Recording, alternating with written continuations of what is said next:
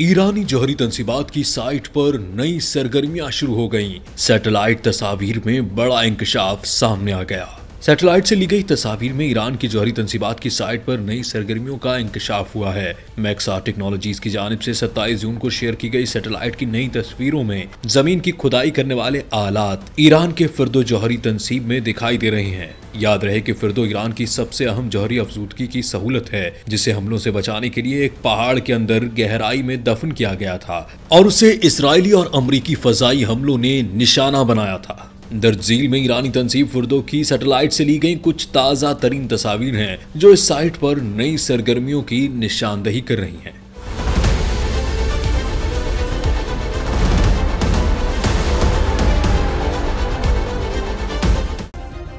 Subscribe करें और bell दबाएं ताकि कोई खबर रह न जाए।